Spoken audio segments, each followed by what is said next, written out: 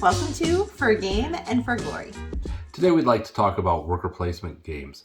We're going to look at the mechanic itself, how it works, some of our favorite games in the worker placement genre, as well as seeing if this mechanic relates to the Christian walk.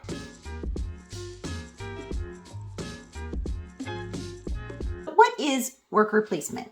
In its simplest terms, a player takes a pawn, usually a meeple, places it on an action space, and then does what that space will allow them to do. There are some key features in a worker placement game that you will often see.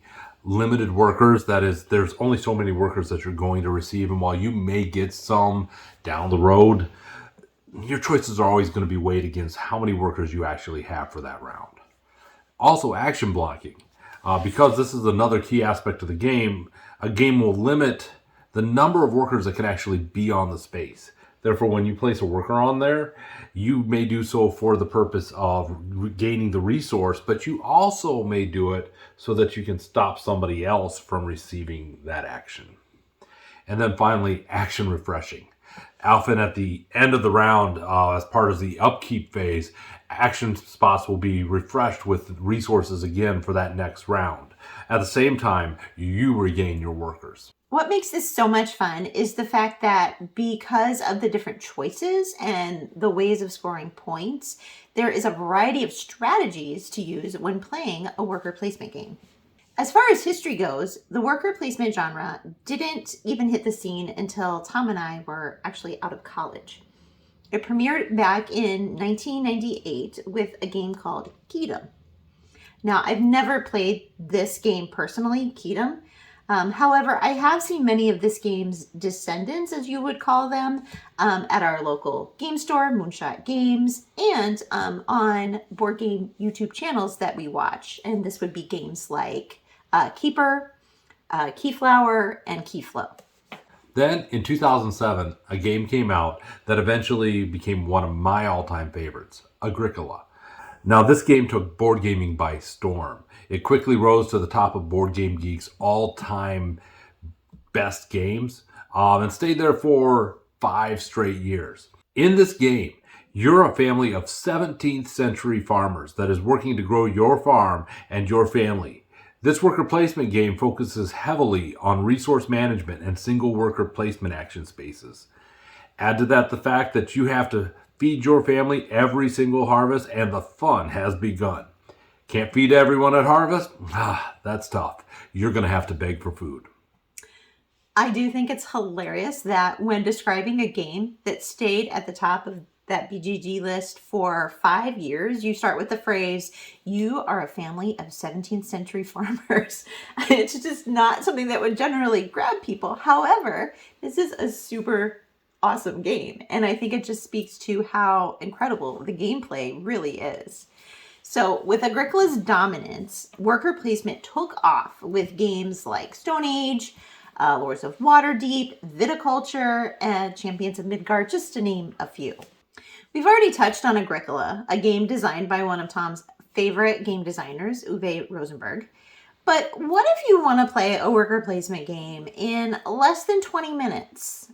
Well, too bad. No, not really. That's where a game like Mintworks comes into play. Mintworks is all about the worker placement mechanic.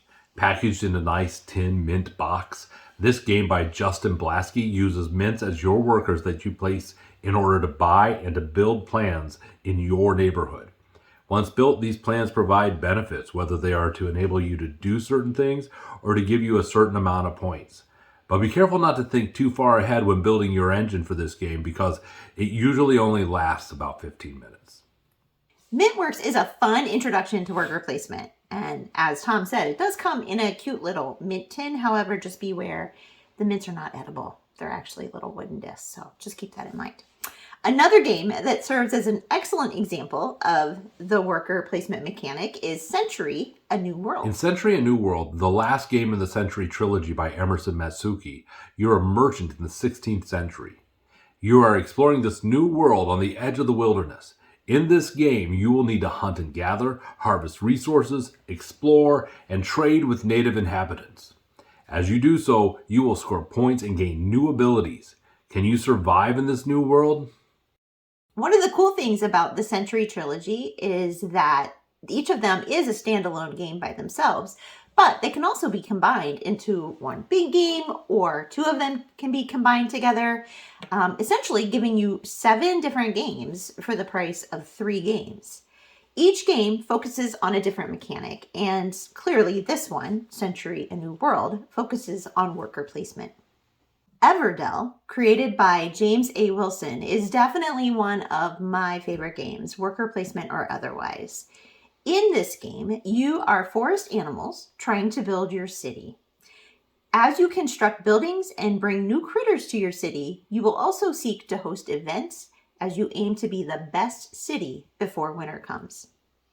This game is a sweet combination of an enchanting theme, engaging gameplay, and really charming art. It's a solid game in a super adorable package. Now, a game I've already mentioned in the past is Euphoria by Jamie Stegmaier. What makes Euphoria unique among worker placement, these specific worker placement games, is that it uses dice as workers.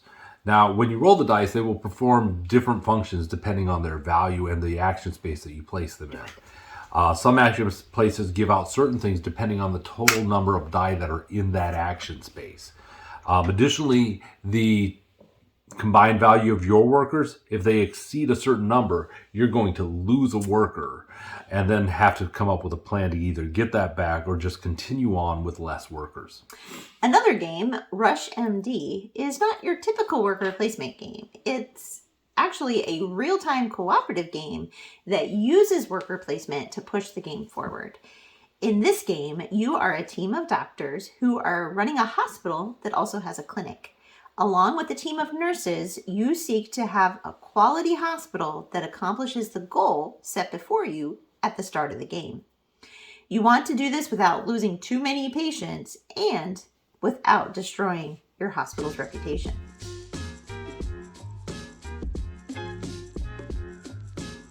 The connection between worker placement game and the Christian walk is not a difficult one. Paul talks to Timothy about 3 different kinds of workers, speaking about the soldier, the farmer, and the athlete. But maybe the one that screams out to me the most is when Jesus talks about sending workers into the harvest in Matthew 9:37 and 38. It says this, "Then he said to his disciples, 'The harvest is abundant, but the workers are few. Therefore pray to the Lord of the harvest to send out workers into his harvest.'"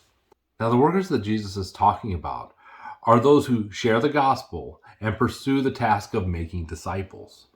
This work is critical. Yes, the idea of harvesting or disciple making is one that is prevalent in the Bible. And as you said, it is the most critical work. The Bible goes on to say, however, that all our work, from mundane daily tasks to sharing the gospel, should be done for God's glory. Colossians 3:23 through 24 says, "Whatever you do, do it from the heart as something done for the Lord and not for people, knowing that you will receive the reward of an inheritance from the Lord. You serve the Lord Christ." As Christians, we should always remember that we are called to be working for our Lord. Everything we do is an opportunity to bring Him glory. It is up to us if we will obey and do the work. So next time you play a worker placement game, remember that God has placed you where you are so that you could do the thing that He's called you to do in your action space. Now, we would love to hear from you about the worker placement games that you enjoy, as well as what God is using you to accomplish in your own action space. So for now, I'm Tom. And I'm Janelle, and this has been For Game and for Glory. Until next time, keep seeking His glory.